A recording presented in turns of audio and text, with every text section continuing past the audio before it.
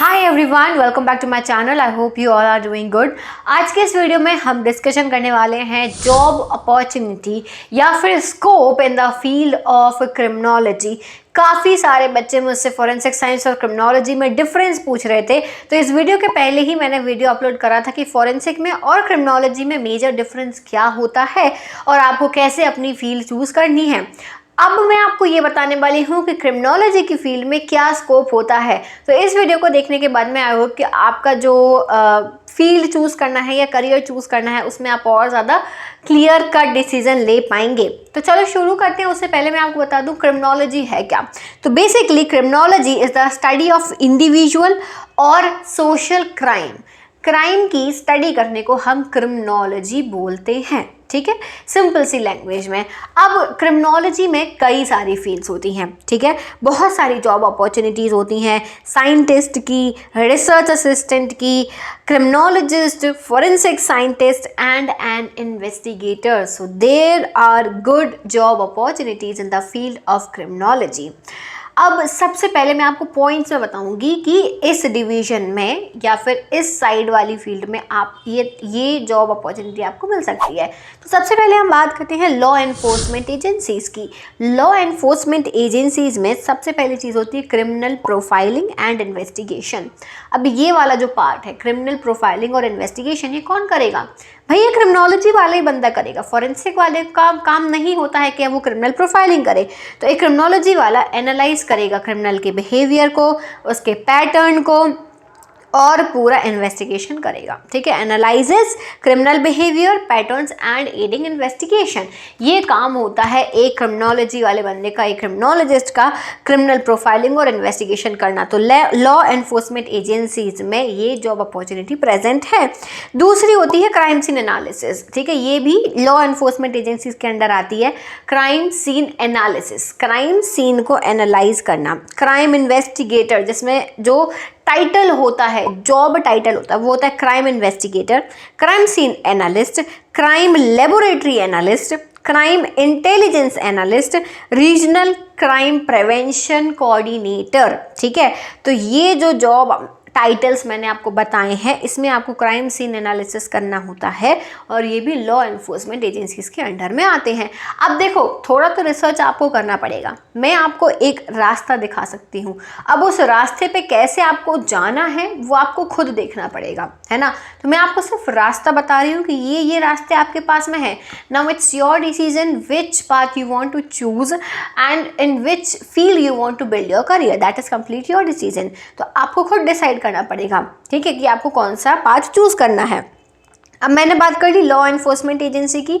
दूसरी हम बात करते हैं लीगल सेक्टर्स की। लीगल सेक्टर्स में यहाँ पे लीगल कंसल्टेंसी। ठीक है, लीगल कंसल्टेंसी में आपको क्या करना पड़ेगा? Providing insights into criminal behaviour. वही चीज़ है, सब में वही है, क्रिमिनल बिहेवियर के बारे में आप बताओगे।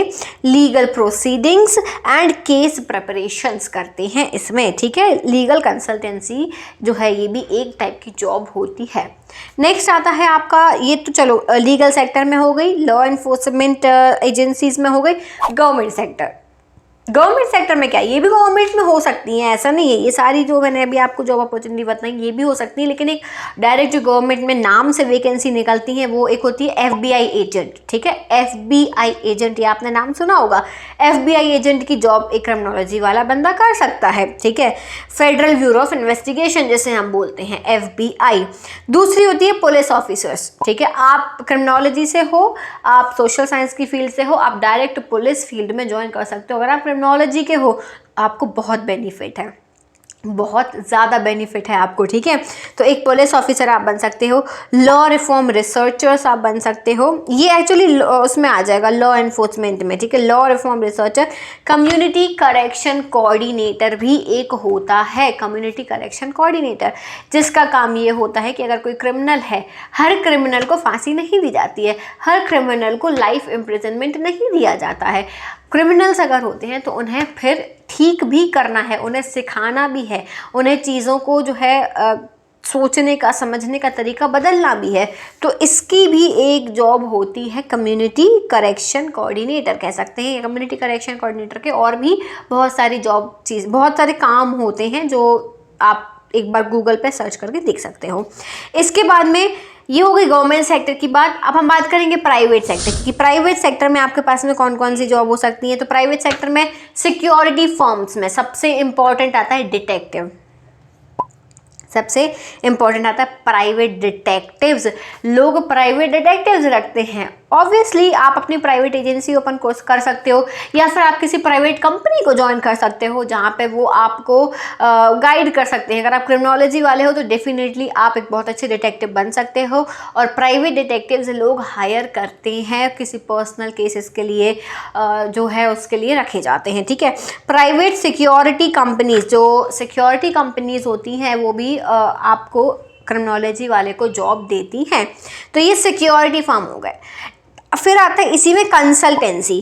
कंसल्टेंसी में क्या, आप स्ट्रैटेजीज बताते हो, ठीक है। कॉर्पोरेशंस को आप सिक्योरिटी स्ट्रैटेजीज गाइड करते हो, आप बताते हो। आप एक एक्सपर्ट हो इसलिए आप उन्हें गाइड करोगे, ठीक है। कॉर्पोरेशंस को, कंपनीज को आप गाइड करोगे। तो ये भी एक जॉब होती है कंसल्टेंसी की, ठीक है।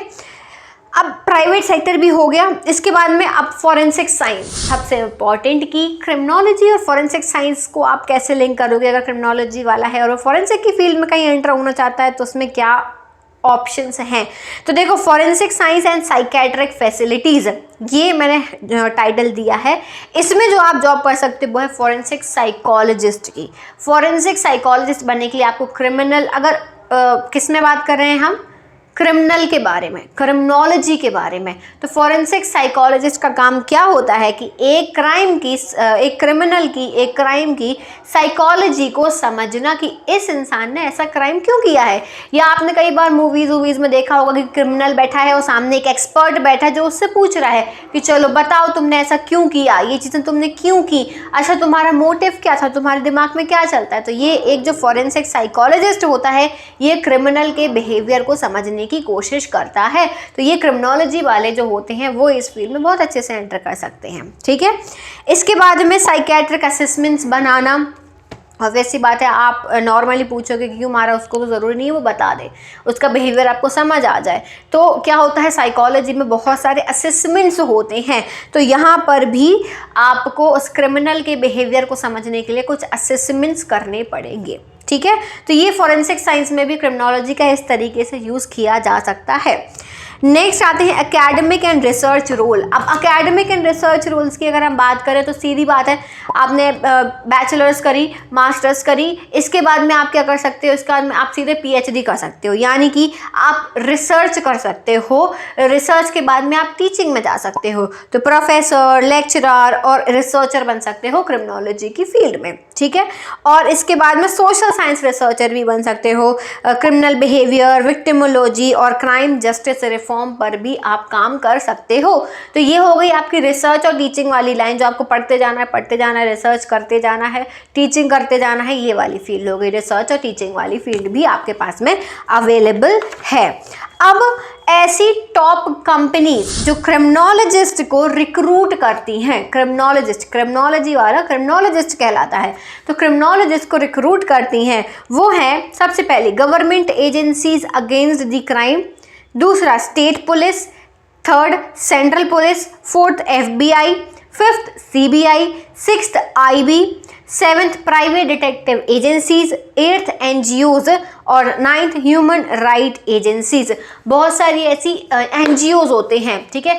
NGOs में लोगों का काम यही होता है कि लोगों को जो है जिनका बिहेवियर अच्छा नहीं है, क्रिमिनल बिहेवियर है, एग्रेसिव बिहेवियर है, तो उसमें भी NGOs का ये काम होता है कि वो लोगों को क्या करेंगे, एक रिहैब सेंटर टाइप के हो सकते हैं जिन्हें सिखाना, उन्हें पढ़ाना, उन्हें चेंज करने का काम करते हैं। ये ऐसे NGOs भी काम करते हैं, तो उनमें भी आप काम कर सकते हो। ये भी एक तरीके की एजेंसी होती है। सो आई होप कि आपको ये समझ में आ गया होगा।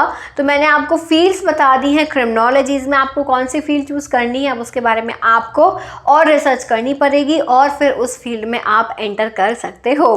सो आई होप कि आपको ये क्लियर हो गया होगा। बाकी अगर आप फॉरेंसिक साइंस की फील्ड के हो तो उसके लिए तो मैं आपको हमेशा ही गाइड करती रहूँगी और गाइड करती आई हूँ।